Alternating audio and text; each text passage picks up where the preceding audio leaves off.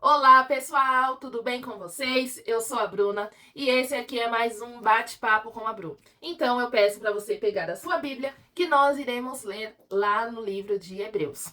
Quero que você abra no capítulo 10. A gente vai ler aqui do 22 ao 23 e depois do 36 ao 39. Vamos lá? 22 ao 23. Cheguemo-nos com um verdadeiro coração, em inteira certeza de fé, tendo os corações purificados da má consciência e o corpo lavado com água limpa. Retenhamos firme a confissão da nossa esperança, porque fiel é o que prometeu. Aqui está falando da fidelidade de Deus. Agora vamos lá, do 36 ao 39. Porque necessitais de paciência para que, depois de haver desfeito a vontade de Deus, possais alcançar a promessa.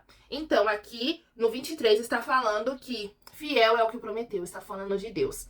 No 36 está falando que nós necessitamos de paciência para que, depois de haver desfeito a vontade de Deus, possais alcançar a promessa. Vamos continuar. Porque ainda um poucochinho de tempo é o que há de vir virá, e não tardará. Mas o justo viverá da fé, e se ele recuar, a minha alma não tem prazer nele. Nós, porém, não somos daqueles que se retiram para a perdição, mas daqueles que creem para a conservação da alma. Bom, aqui eu quero falar um pouquinho de fidelidade, né? Faz parte da essência de Deus ser fiel, né? Porém, aqui a gente está vendo que a promessa, ela é para quem tem paciência, para quem continua e faz a vontade de Deus, ok? Para que a gente possa alcançar e fazer a vontade de Deus, a gente precisa renunciar a nós mesmos. Precisamos nascer novamente, ser feito uma nova criatura. Então, precisamos nos tornar verdadeiramente filhos de Deus. Precisamos nascer em Cristo. E muitas das pessoas acham que as promessas que o Senhor tem na Bíblia é para todo mundo. Mas a promessa é para quem decidiu viver uma vida de relacionamento com Cristo. Existem algumas coisas que a gente tem que entender. Muitas pessoas querem ter a oportunidade de viver as coisas de Deus, mas não querem ter um relacionamento com Deus. Quando a gente tem um relacionamento com alguém, a gente vive coisas junto com aquela pessoa. Então eu quero dar um exemplo para a gente poder entender melhor o que Deus está ministrando no dia de hoje. Quando você tem, bom exemplo, você tem um namorado e vocês decidem comprar um apartamento. Vocês firmam, né, esse compromisso de comprar um apartamento. Se vocês separam, é óbvio que esse compromisso, ele está quebrado. Por quê? Porque não há mais relacionamento. Não tem como continuar. E quando a gente fala de Deus, quando a gente se separa dele, porque Deus ele está disponível ali pra gente a todo momento. Quem decide se afastar, quem decide romper o relacionamento, sempre somos nós. Então, quando a gente rompe, se afasta, ou quando a gente não firma um relacionamento com Deus, dificilmente a gente vai conseguir viver as promessas que ele tem. Por quê? Porque como que Deus vai ter fidelidade com alguém que não tem fidelidade com ele? E aqui eu não estou falando que para Deus ser fiel na sua vida, você precisa fazer algo, porque Deus não precisa que a gente faça nada para ele operar nada na nossa vida. Mas para que a gente possa viver as promessas de Deus, nós temos que ter um relacionamento com ele. É a mesma coisa. Se você, vamos dizer assim, tem um grupo e vocês falam assim: a gente vai viajar, né? Firmaram um compromisso. E aí de repente um dispersa, o outro dispersa. Não tem como você firmar um compromisso, um exemplo de 5 pessoas, chega lá a ter 3 e vocês vão pagar pelas outras 2? Não, as outras 2 não fazem mais parte do projeto, não fazem mais parte do plano. Então não tem por que vocês continuar a dar seguimento a uma coisa que as pessoas não querem mais participar. E muitas das pessoas, elas decidem viver com Cristo, mas no caminho elas dispersam. E quando elas dispersam, não tem sentido elas esperarem viver algo que não está condizendo com a vida que elas escolheram trilhar. E muitas pessoas, às vezes, falam, a promessa não morre, né? Tem essa coisa, não, o Senhor é fiel, ele é fiel. Mas ele é fiel com quem tem relacionamento, com quem também é fiel com ele, com quem tem, vamos dizer assim, um compromisso com ele. A gente vê Jó. Jó é reconhecido como um homem com maior paciência, o homem com maior fidelidade com Deus. Por quê? Porque Jó, ele não negou, ele não renunciou em nenhum momento quem era Deus. Né? Ele sabia que tudo o que ele estava passando era porque o Senhor permitiu. Mas Jó, ele foi recompensado pela sua fidelidade com Deus. E muitas das pessoas hoje querem ter recompensas de Deus sem ter fidelidade com ele. E aqui, pra colocar numa coisa que aconteceu na minha vida, eu me recordo até hoje. Uma época eu fui fazer um concurso. E eu não me preparei pra esse concurso. E eu cheguei, né, eu lembro que eu até comentei com algumas amigas minhas, falei assim, gente, eu vou fazer o concurso e se Deus quiser eu vou passar. Naquela hora, Deus falou comigo, né, ele ministrou algo no meu coração. Ele falou assim, filha, você sabe que esse concurso é muito difícil de passar.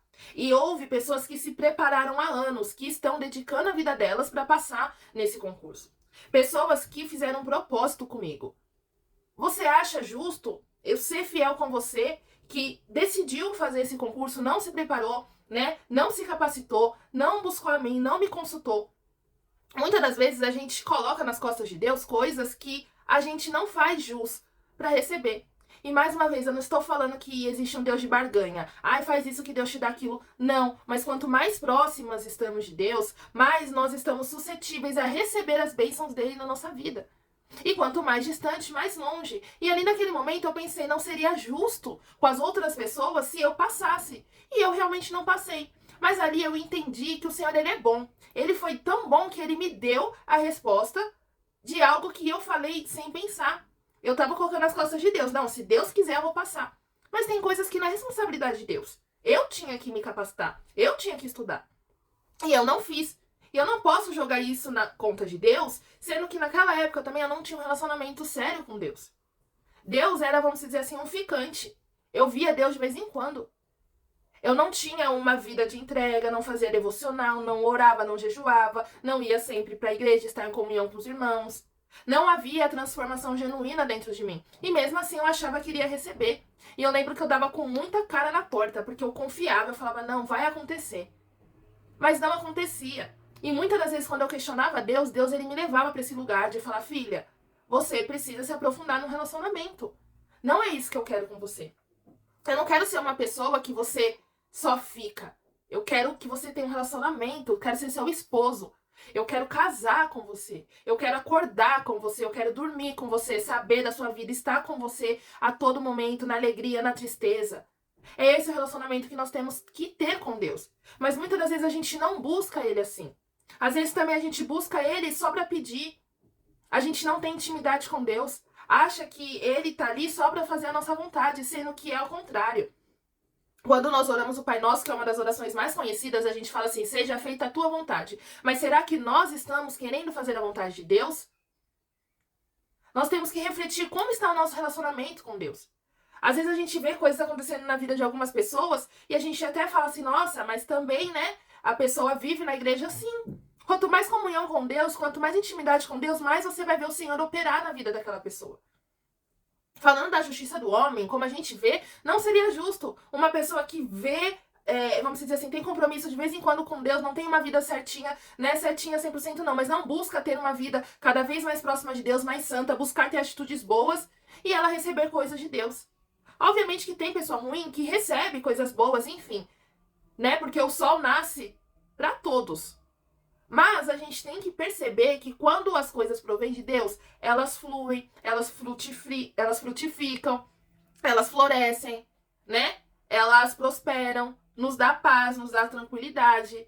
E tem muitas pessoas que eu sei que recebem muitas coisas, mas não tem paz, não sabe o que fazer, é perdido, aquilo acaba. Por quê? Porque não veio de Deus. As coisas que vêm de Deus a gente sabe é diferente.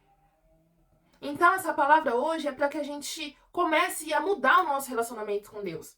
Ele não é o nosso escravo. Ele não está para nos servir. Nós temos que aprender com ele como servir aos nossos próximos. Jesus veio aqui para servir. Ele veio aqui para dar, sem esperar nada em troca, sem pedir nada em troca. O ministério dele, ele era evangelístico e ele era abençoado por pessoas no caminho dele. A gente não vê Jesus pedindo nada. Mas ele, onde passava, havia transformação. E assim tem que ser a gente na vida das outras pessoas. Mas além disso, que nós possamos ter um relacionamento e entender que Deus é o centro e que a gente está para fazer a vontade dele. Mas acima de tudo, entender que a fidelidade de Deus, ela existe. A promessa do Senhor, ela vai se cumprir, mas na vida daquele que faz a vontade de Deus. Não adianta não fazer a vontade de Deus e esperar que ele faça a sua. Ou esperar receber coisas que você não está, vamos dizer assim, apto para receber. Porque tem muitas coisas que Deus não dá pra gente, não é porque ele é ruim, porque ele não quer, ou porque ele quer ver a gente sofrer, mas porque nós não estamos preparados. As bênçãos de Deus não acrescentam dores. Se a gente recebe algo grandioso de Deus sem estar preparado, aquilo pode nos matar. Aquilo pode nos afastar, pode destruir a nós e a outras pessoas que estão ao nosso redor. Então, que essa palavra possa ser uma palavra de reflexão. Que a gente possa realmente acreditar que existe um Deus que ele é fiel. Existe um Deus que cumpre a promessa. Só que nós temos que andar na vontade, na direção, no caminho do Senhor. Amém? Então vamos orar para que a gente possa encerrar, né, esse bate-papo. Querido Deus, Pai amado, obrigado por esse momento de reflexão, Pai. Obrigado porque o Senhor é bom nos mínimos detalhes. Nos faz, Senhor, cada dia mais estar no centro do Teu querer. Mata o nosso eu para que o Senhor possa sobressair, para que seja o Seu pensamento, a Tua vontade, o Teu querer, Pai. Que não nós estejamos aqui para fazer aquilo que queremos, mas aquilo que a Tua palavra direciona, aquilo que o Espírito Santo conduz que nós possamos fazer. Pai, tira todo o ego, vaidade, tira tudo aquilo que nos afasta de Ti. Que nós possamos, Senhor, ter um relacionamento, fazer a Tua vontade, andar nos Teus caminhos para poder usufruir das Tuas promessas, usufruir da Tua bondade, usufruir da Tua misericórdia, poder sim viver as Tuas promessas e falar, testemunhar das grandezas que o Senhor faz em nossas vidas. Que nós possamos ter relacionamentos verdadeiros contigo, Pai. E que nossa vida seja um reflexo disso. Que os nossos relacionamentos com os nossos familiares, dentro da nossa casa, onde nós trabalhamos, onde nós estudamos, possa refletir o nosso relacionamento contigo. Que sejamos cada dia mais, Senhor Jesus, parecido com Cristo. Que o nosso eu, que a nossa carne, que a nossa natureza diminua, para que quando o Espírito Santo nos dominar, as pessoas possam enxergar Cristo através da nossa vida, das nossas ações, das nossas palavras, Pai. Obrigada por ter nos sustentado até aqui. Obrigada, porque a sua bondade, ela excede, Senhor Jesus, todo o nosso entendimento. A sua paz, ela excede o nosso entendimento. A sua misericórdia, ela excede o nosso entendimento, porque nós sabemos que não merecemos nada, mas o Senhor sempre nos dá tudo, tudo necessário para romper mais um dia, Pai. Abençoe quem está ouvindo, a casa de quem está ouvindo, e leve essa mensagem para quem precisa ouvir essa ministração. Abençoe meu ministério, Pai. Que o Senhor possa continuar me dando força para não desistir no meio da caminhada. E eu queria agradecer você que ficou até aqui. Compartilhe, comente, curta. Vamos evangelizar, usar, né, a tecnologia, as redes sociais para levar a palavra de Deus mais longe, ok? Então, ficamos por aqui e até o próximo bate-papo com a Bru. Tchau, tchau!